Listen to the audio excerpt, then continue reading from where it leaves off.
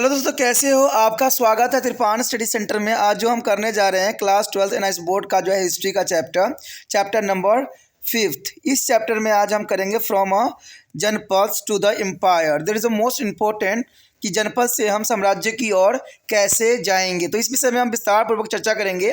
ये टॉपिक कई मानने में कई क्लास के बच्चों के लिए इंपॉर्टेंट रहेगा, चाहे वो सीबीएसई के हों, चाहे एनआईएस के हों, चाहे यूपी बिहार बोर्ड के बच्चे हों, चाहे यूपीएससी के एग्जाम की तैयारी करने वाले स्टूडेंट हो, सभी के लिए इंपॉर्टेंट रहेगा अगर उनके सिलेबस में जनपद से साम्राज्य की ओर जो है टॉपिक रहेगा तो।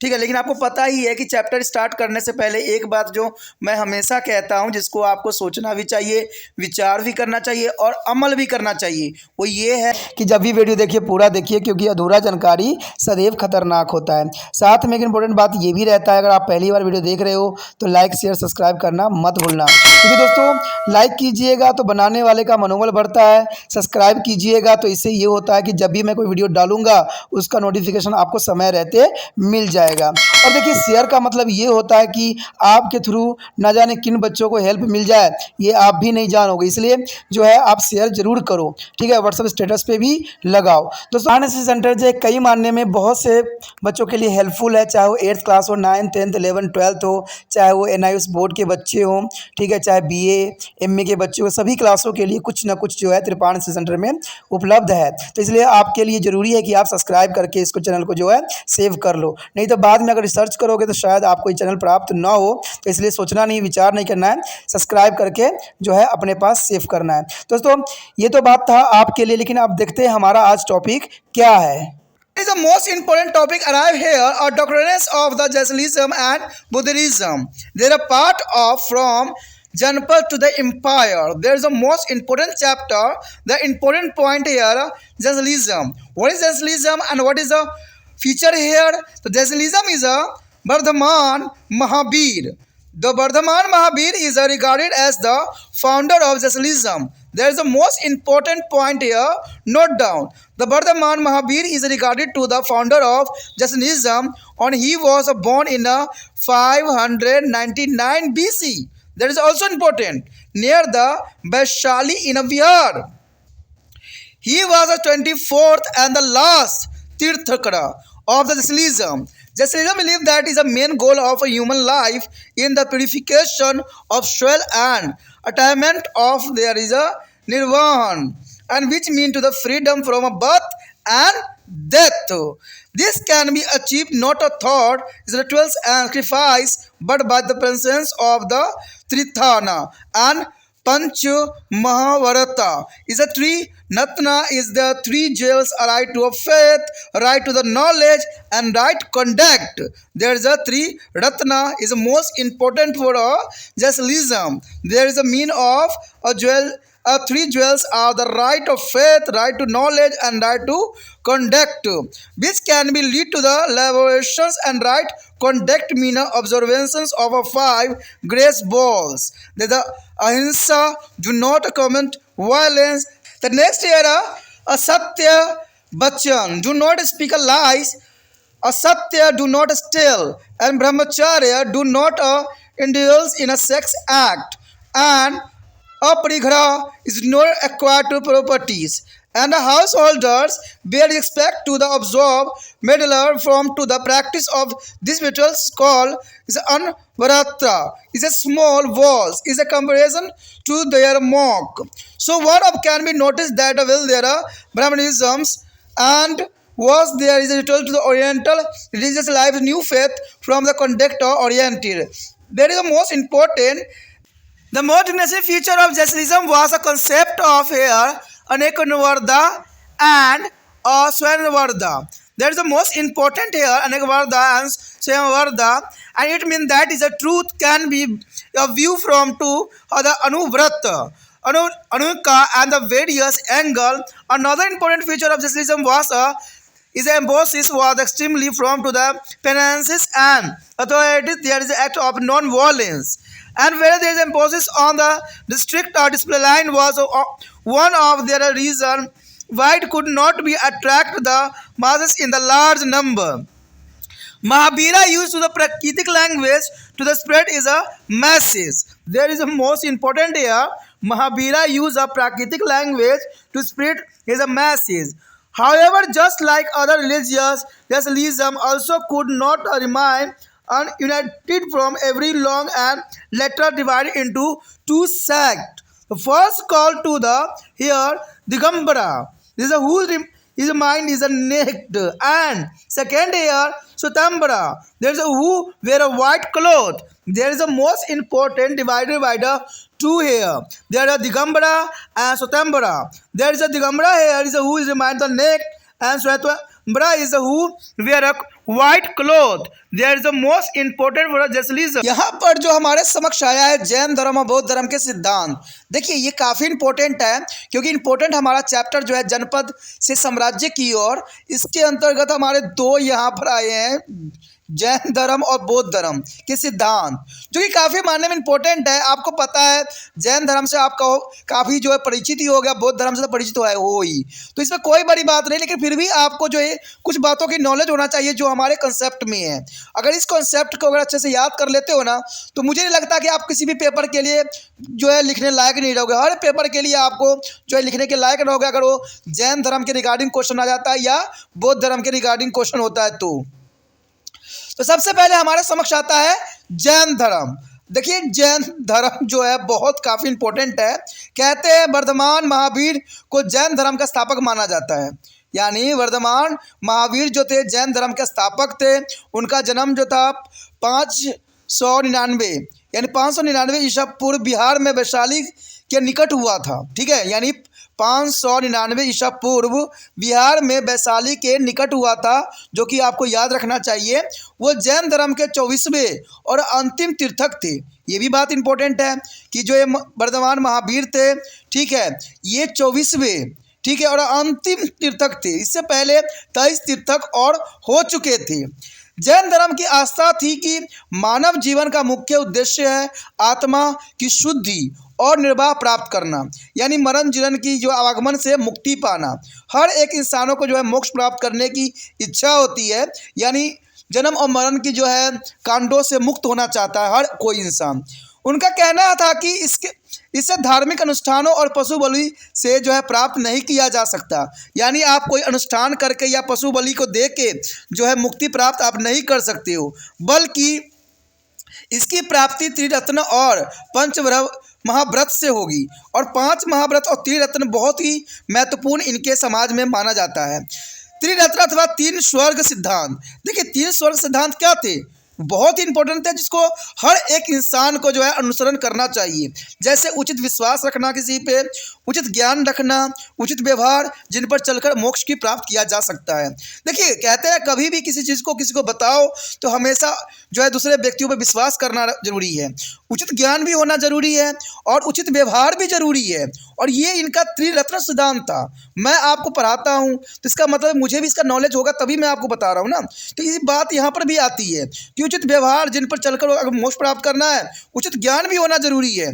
ज्ञान रहेगा तभी आप किसी को समझा सकते हो, क्योंकि मैंने हर जगह से जो है दुनिया में खेला है, जाना है कि यहाँ पर क्या चल रहे हैं और कैसे हैं। ठीक है, इसलिए मैं विवश होकर आप लोगों के लिए जो है चैप्टर मैं लेके आया हूँ, क्योंकि मैंने देखा है कि MCQ से कुछ भी होने वाला नहीं है। जब तक अगर हमें कोई कंपटीशन है, कोई एग्ज़ाम की तैयारी करना है, तो सबसे इम्पोर्टेंट है कि आपको चैप्टर समझना बहुत ज़रूरी है। ठीक है, चाहे आप किसी भी क्लास या किसी भी कंपटीशन के लिए तैयारी कर रहे हो, जब तक आपको कॉन्सेप्ट क्लियर नहीं होगा आप नहीं कर सकते हो उसको अच्छे से। तो ये बहुत काफ़ी इंपॉर्टेंट है, इसलिए यहाँ पर त्रिरत्न जो है काफ़ी इंपॉर्टेंट रखता है कि आपको जो है मुझ पर विश्वास करना पड़ेगा। सबसे पहला सिद्धांत था कि उचित विश्वास भी जरूरी है। दूसरी बात होता है, मेरे को ऊपर आता है कि मुझे उचित ज्ञान भी होना जरूरी है। ठीक है, और इसके साथ आपको उचित व्यवहार भी करना है। यानी यही 3 रत्न जो है मैं अपने और आपके रिगार्डिंग समझाने की कोशिश कर रहा हूँ कि उचित विश्वास आपको होना चाहिए, उचित ज्ञान भी होना जरूरी है, उचित व्यवहार, जिन पर चलकर हम मोक्ष की प्राप्ति कर सकते हैं। उचित व्यवहार का अभिप्राय है कि 5 नियमों पर चलने की शपथ लेना। देखिए उचित व्यवहार का अभिप्राय यहाँ पर होता है कि यहाँ पर जो इसको 5 नियम पर चलने का शपथ लेना चाहिए। अब वो 5 नियम कौन से हैं देखते हैं। पहला नियम तो यही कहता है कि अहिंसा। देखिए, किसी प्रकार की हिंसा न करे, यानी अहिंसा का सबसे पहला जो है सिद्धांत पे आपको चलना पड़ेगा। सत्य वचन, यानी झूठ मत बोलो। झूठ बोल के जो है हम कुछ तो आगे बढ़ जाते हैं, लेकिन जीवन में हमेशा पछताने के सिवा कुछ नहीं मिलता है। इसलिए हमेशा सत्य बोलिए, चाहे जो मर्जी हो, चाहे लोग आपको पसंद करें चाहे ना करें, झूठ कभी ना बोलो। कहते हैं झूठ की खेती कुछ ही समय के लिए होता है, लेकिन सत्य हमेशा ही उज्जवल होता है। सत्य को कोई धुंधला नहीं कर सकता है। आज के समय में बेशक ही झूठ का बोलबाला हो, लेकिन कहते हैं झूठ के आगे सत्य का ही चल सकता है, झूठ का कभी नहीं चलता है। तो इसलिए जो यहाँ पर महावीर ने साफ शब्दों में कहा था कि अहिंसा, सत्य वचन और असत्य यानी चोरी न करे। चोरी करना सबसे बड़ा अपराध माना जाता है, चोरी नहीं करना चाहिए। अब देखिए आजकल के समय में एग्ज़ाम ऐसा हो गया है, जो बच्चे जो है आए दिन जो है मोबाइल से जो है चोरी कर रहे हैं, मोबाइल के टेक्नोलॉजी का फ़ायदा उठा रहे हैं। आज हाथ वाले मोबाइल लेके जाते हैं एग्ज़ाम देने, तो कभी मोबाइल लेके जाते हैं, कहते हैं टीचर भी कुछ नहीं करते, धड़ल्ले से लोग चोरी कर रहे होते हैं। तो इसका मतलब आप जो हो 5 नियमों के पालन करने में असमर्थ हो चुके हो। उसके बाद है ब्रह्मचार्य, यानी भोग विलास में लिप्त न हो। कहते हैं आज के समय में देखा जाए तो लोग ब्रह्मचार्य को तो त्याग ही दिए हैं। आज तो बच्चे जन्म लेते नहीं है कि मोबाइल में उनके आ जाते हैं और तरह तरह के दृश्य दिखने लग जाते हैं, तो उन्होंने ब्रह्मचार्य की अवस्था को तो भूल ही चुके हैं। लेकिन महावीर ऐसा नहीं कहते हैं, कहते हैं 5 चीज़ों को आपको पालन करना पड़ेगा। उसके पश्चात है अपरिहाग्रह, यानी संपत्ति का अधिग्रहण। कहते हैं ये 5 तत्व बहुत इंपॉर्टेंट है, जो आज के समय में हर एक व्यक्ति को मानना चाहिए। अहिंसा, सत्य वचन, असत्य, ब्रह्मचर्य, अपरिग्रह, ये 5 नियम जो है इंसानों के जीवन में सब कुछ बदल सकता है और इंसान एक सत्य की तरफ बढ़ सकता है। और मेरे विश्वास से वो जीवन में कभी भी असफल नहीं होगा, हमेशा ही उसको जो है जीत सदैव ही उसके साथ चलेगा। तो ये 5 जो है कर्तव्य, 5 जो महत्वपूर्ण नियम है, उसका आप अनुसरण कीजिए। जैन मुनियों की तुलना में गृहस्थ लोगों में इस जो है अनुव्रत यानी छोटे संकल्प कहे जाने वाले सद्गुणों के जो है कठोर अनुपालन की आशा नहीं की जा सकती, क्योंकि ये करना बड़ी मुश्किल होता है कि वही व्यक्ति इन 5 नियमों का अनुसरण कर सकता है जो सत्य पर जो है अपना जीवन आधारित किया हो। लेकिन आपको पता है कि आजकल सत्य बहुत ही लोग कम बोलते हैं और सत्य की जगह पर झूठ बोल के अपना कार्य को पुण्य करते हैं। लेकिन फिर भी मैं यही कहूँगा कि सत्य ही सही है, सत्य ही वचन है और सत्य पे ही चलना प्रत्येक इंसान का जो है धर्म होना चाहिए। अंत हम यह देख सकते हैं कि ब्राह्मण धर्म धार्मिक कर्मकांड पर जो है बल देता था, तो यह नया धर्म व्यवहार आधारित था। जौन धर्म की सबसे प्रमुख विशेषता थी अनेकतावाद, या कहे हम स्वैधवाद। इसका अर्थ यही कि सत्य को अनेक अथवा विविध कोणों से परखा जा सकता था। सत्य को अगर आप देखो तो कई क्षेत्र से जो है उसको परखा जा सकता है। सत्य कहीं से भी आप देख सकते हो। सत्य का एक कहते हैं सत्य का एक आंख नहीं होता है, करोड़ों आंख होते हैं, ठीक है, जिसको आप कहीं से भी सत्य को जो है आप परख सकते हो। सत्य आप में है, तभी तो कहता हूँ कभी भी कुछ भी हो सत्य बोल दो, चाहे इसका परिणाम जो भी मर्जी हो, इससे न डरो। बाद में देखना वो व्यक्ति जो होगा आपका जो है कायल हो जाएगा, क्योंकि आपने सत्य का अनुसरण किया है। जैन धर्म की एक और प्रमुख विशेषता थी कठोर प्रायश्चित, यानी आडंबरहीनता और कठोर अहिंसा धर्म का पालन करना। शायद कठोर अनुशासन के सिद्धांतों पर बल देने के कारण ही बहुत बड़ी संख्या में अनुयायी इस धर्म की ओर आकर्षित नहीं हो पाए, क्योंकि यहाँ पर कहते हैं ना बहुत कठोरता थी। मैं जानता हूँ एक बात कि जहाँ कठोरता होती है वहाँ पर कोई भी जाना पसंद नहीं करता है, क्योंकि आजकल हर एक व्यक्ति को सुख का आराम चाहिए, हर को जो है आसान जीवन चाहिए। इसलिए कठोर अनुशासन का सिद्धांत रहने के कारण कहते हैं इस धर्म में बहुत ही कम लोग आकर्षित हुए और कम ही लोगों ने इसका अनुसरण किया, जो कि बहुत बड़ी विडंबना है। महावीर ने अपने सिद्धांतों संदेशों के प्रचार के लिए प्राकृतिक भाषा का प्रयोग किया था। यद्यपि अन्य धर्मों की तरह जैन धर्म भी बहुत लंबी अवधि तक जो है संगठित नहीं रह सका, और ये भी जो है 2 भागों में विभक्त हो गया। एक दिगंबर में कन्वर्ट हो गया जो निवस रहते हैं, और एक जो था सितंबर में जो है विभक्त हो गया। जो सफ़ेद वस्त्र पहनते थे नामक दो वर्गों में ये बट गया। तो कहते हैं कोई भी धर्म जो है कई भागों में बटा है और सबने अपने अपने अनुसार धर्म को बना लिया है। लेकिन धर्म, मैं एक बात जानता हूँ, धर्म का अर्थ इतना होता है कि आपको मानव बन के अच्छे सादगी के साथ अपना जीवन यापन करना है, क्योंकि सभी धर्म एक ही चीज़ हमें सिखाती है, सत्य पे चलना, सत्य बोलना और सत्य कर्म ही करना। The next topic is Buddhism. The Buddhism is the most important. Who is the founder of Buddhism? There is a most important question. And that time, the founder of Buddhism was Gautam Buddha.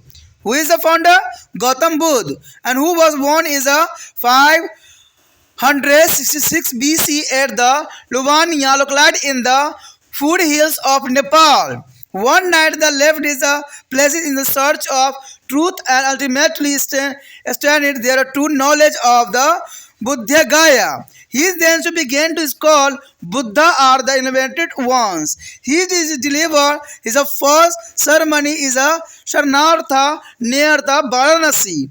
And this event is known as the Dharam Chakra Pravartana and the turning of their wheels of the law. There is the most important for the deliver to the first seminar is a Saranatha is near a Varanasi, and that is known as the Dharam Chakra Pravartana and turning of the wheels of the law. He is also established is a Samagua as here a die at the age of 80 year in 486 BC at the Kushanera and the Kushunnagar at the near of Gorakhpur in the eastern UP.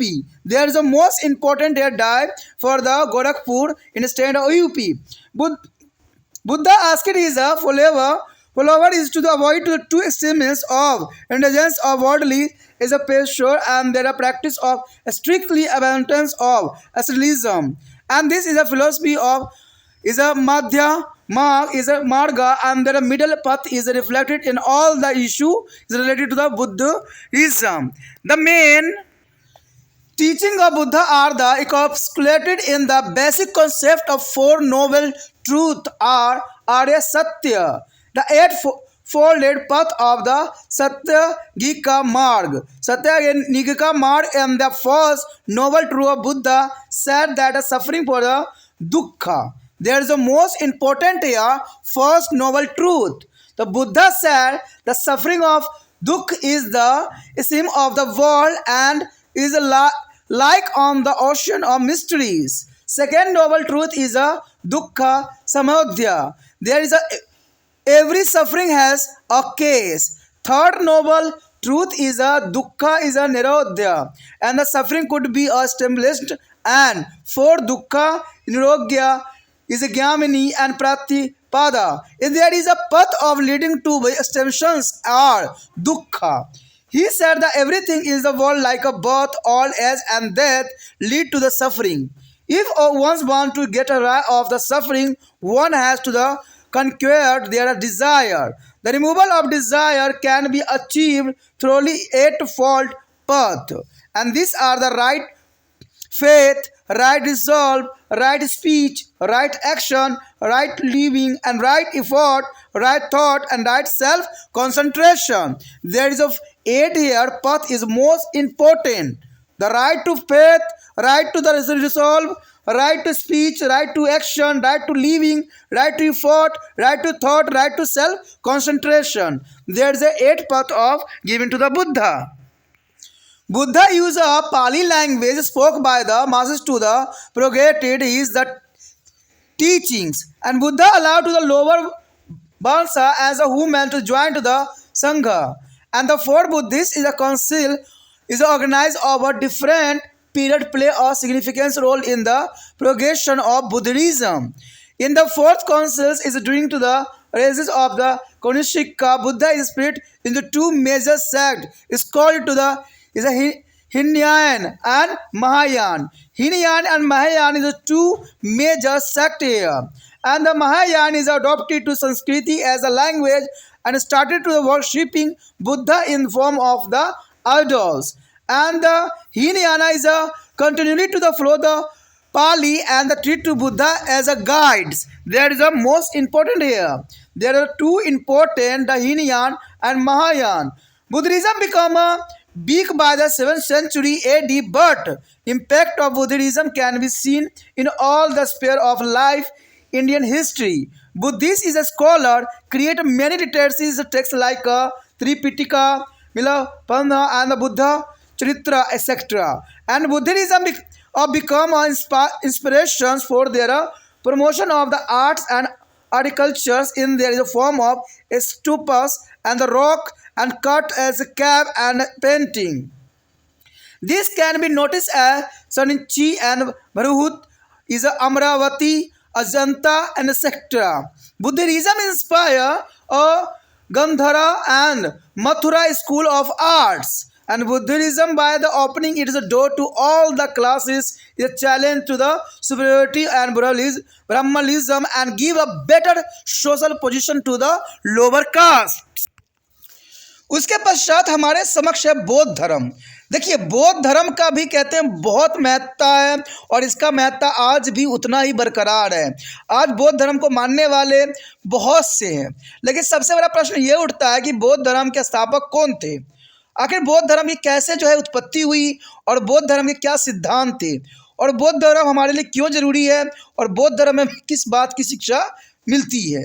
देखा जाए तो बौद्ध धर्म के स्थापक जो थे गौतम बुद्ध थे, यानी गौतम बुद्ध जो थे इसके स्थापक थे, जिनका जन्म जो हुआ था 566 ईसा पूर्व नेपाल की पहाड़ी तराई स्थित जो लुम्बिनी यानी लोमम्बनी में हुआ था। यानी आप समझ सकते हो कि इनका जन्म जो था 566 ईसा पूर्व नेपाल की पहाड़ी तराई में स्थित लुम्बिनी में हुआ था और एक रात उन्होंने सत्य की खोज में अपने महल का त्याग कर दिया था। सिर्फ महल का त्याग नहीं किया था, अपना एक बेटा राहुल और अपनी पत्नी को भी त्याग करके रातों रात वो जो थे घर से चले गए, क्योंकि उनको सत्य की तलाश थी। अंत में बोध गया में सत्य ज्ञान की प्राप्ति हुई और वो भी था बुद्ध के पीपल के पेड़ के नीचे। जब उनको ज्ञान की प्राप्ति हुई तब उनको समझ में आया कि सच्चाई क्या है। उसके बाद उन्होंने बुद्ध या प्रबुद्ध कहा जाने लगा, यानी उनको बुद्ध या प्रबुद्ध कहने लग गए लोगों ने। उन्होंने अपना पहला प्रवचन वाराणसी के पास सरनाथ में दिया था और इस घटना को धर्म चक्र परिवर्तन यानी विविध के चक्र परिवर्तन का नाम दिया गया। यानी आप कह सकते हो कि धर्म चक्र परिवर्तन जो था इसका सिद्धांत बनाया गया। यहाँ पर उन्होंने अपने संघ की भी स्थापना किया और इनकी मृत्यु 80 वर्ष की आयु में पूर्वी उत्तर प्रदेश के गोरखपुर के पास कुशान नारा और कुशीनगर में 486 ईसा पूर्व में हुआ। तो कहते हैं बौद्ध धर्म बहुत काफ़ी विस्तृत है और बौद्ध धर्म के अनुयायियों की कमी नहीं है। बौद्ध धर्म बहुत बातें सत्य पे आधारित थी, जो कि हर एक जनमानस के लिए एक नया सिद्धांत और रूल रेगुलेशन पे चलने का आग्रह करती है। बुद्ध ने अपने अनुयायियों को 2 अतीमों से बचाने के लिए कहा, न तो सांसारिक सुखों से लिप्त हो और न ही कठोर ब्रह्मचार्य और सन्यासी बनो। यानी इनके विचारधारा बिल्कुल साफ था कि संसारिक सुखों में लिप्त नहीं होना है, यानी संसारिक सुख हमें मिलता है तो इसमें लिप्त पूरी तरह से नहीं होना है और न ही हमें ब्रह्मचार्य या सन्यासी बन के जीवन जीना है। हमें धरती पे आए हैं तो हमें कर्म करना सुनिश्चित है, लेकिन कर्म सादगी ऊपर होना चाहिए और एक निष्ठापूर्ण होना चाहिए और एक सही कर्म के अनुसार होना चाहिए। इन्होंने मध्य मार्ग या मध्य रास्ता अपनाने के इस दर्शन की झलक बौद्ध धर्म से संबंध सभी विषयों में मिलती है। बौद्ध धर्म के प्रमुख सिद्धांतों की संरचना का मूल्य आधार था और 4 महान सत्य या आर्य सत्य कहा गया। यानी देखा जाए तो 4 महान सत्य या इसको हम आर्य सत्य भी कहते हैं या अष्टांग मार्ग या अष्टमिक मार्ग भी कहते हैं। प्रथम महान सत्य जिसकी शिक्षा बुद्ध ने दी थी वह था यह संसार कष्टों से भरा हुआ है। यानी ये संसार दुख का घर है।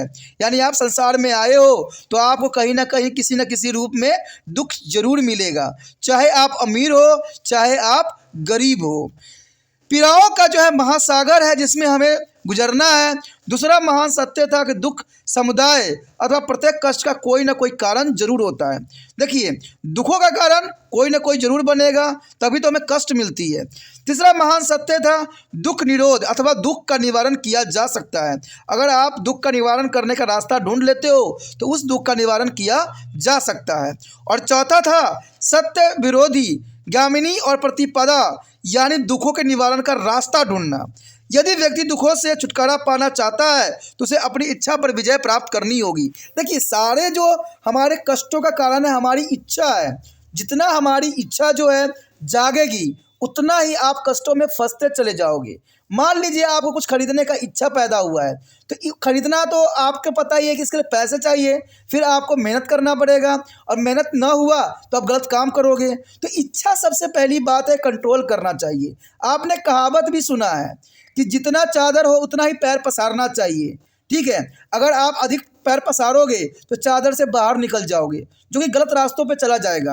तो यही महात्मा बुद्ध ने समझाने की कोशिश किया है कि हमारे दुख का निवारण हम स्वयं कर सकते हैं कि अपनी इच्छाओं को जो है सीमित करके। कहते हैं कोई भी अगर इंसान गलत रास्ता पे चला है तो सबसे बड़ी उसकी इच्छा थी। कहते हैं एक चीज़ के पाने के चक्कर में उसने कई गलत काम कर जाते हैं। इसलिए कदाचित भी अपने जो इच्छाएं हैं उस पर कंट्रोल करना ही इससे सबसे बड़ा जो है प्राप्त किया जा सकता है। इच्छाओं से बचने के लिए उन्हें अष्टम मार्ग पर चलने की शिक्षा दी गई थी। ये मार्ग थे, यानी यहाँ पर देखा जाए तो अष्टम मार्ग पर चलने की शिक्षा के अंतर्गत उचित विश्वास करना है किसी पे, उचित विचार करना है, उचित भाषा, उचित काम, उचित आजीविका, उचित प्रयास, उचित सोच और उचित ध्यान। देखिए, ये काफ़ी इम्पोर्टेंट इन्होंने जो है अष्टांग मार्ग बताया था। आपको उचित विश्वास करना होगा खुद के ऊपर, ठीक है। उचित विचार रखना होगा। अगर आपका विचार नहीं सही होगा तो आप गलत रास्ते पर जाओगे, इस जनरली सी भाषा है, ठीक है। अगर उचित भाषा भी आपको बोलना चाहिए, दूसरे के समक्ष जो भाषा का आप उपयोग करते हो वो भी सच्ची सही होना चाहिए। आप देखते हो किसी के सामने आज के समय लोग तू मैं करके बातें करने लग जाते हैं, जो गलत है। उचित काम करें, जो आपके लिए काम निर्धारित है वही काम करें, गलत काम न करें। उचित आजीविका कमाएं, क्योंकि आप धरती पे आए हो तो जीविका तो कमाना ही पड़ेगा। अगर जीविका नहीं कमाओगे तो अपने बच्चों के, अपने माता पिता का जो पालन पोषण करना संभव नहीं होगा। उचित प्रयास करें। देखिए, प्रयास करना सबसे बड़ा कामयाबी का लक्षण होता है। गलत रास्तों पर जाने से अच्छा है कि आप बार बार कोशिश करते रहो, ठीक है। आपने देखा होगा एक चींटी भी जो होता है दीवार पर बार बार चढ़ती है, बार बार गिरती है, लेकिन एक बार उसको ज़रूर सफलता मिलती है। तो इसीलिए जो है आप अच्छे गुरु को बनाओ और उसको सही मार्गदर्शन के ऊपर चलो और कामयाबी के जो है रास्ता को साफ करो। उसके पश्चात है उचित सोच। देखिए, अगर आपकी सोच अच्छी होगी, आपका उद्देश्य अच्छा होगा तो कामयाबी भी आपको जो है कदम जरूर चूमेगा। उसके बाद है उचित ध्यान करना। कोई भी कार्य कर रहे हो आप, उसको आप उचित ध्यान से करना जरूरी है। जैसे आप पढ़ाई कर रहे हो तो पढ़ाई को भी सही रूप से करना आपके लिए अत्यंत महत्वपूर्ण होगा। अगर आप सही ढंग से करिएगा, सही ध्यान से कीजिएगा तो परिणाम भी आपको जो है आपके ही हित में होगा। बुद्ध ने अपनी शिक्षाओं के प्रचार के लिए सामान्य जनमानस द्वारा बोली जाने वाली भाषा यानी पाली का प्रयोग किया था। यानी बुद्ध का मानना था कि सब जनमानस को समझाना, उनके ही लैंग्वेज में समझाना उचित रहेगा। बुद्ध ने निम्न वर्णों के लोगों और महिलाओं को भी अपने संघ में प्रवेश की अनुमति दी थी। यानी वो निम्न वर्गों के लोगों को भी आगे बढ़ाना चाहते थे।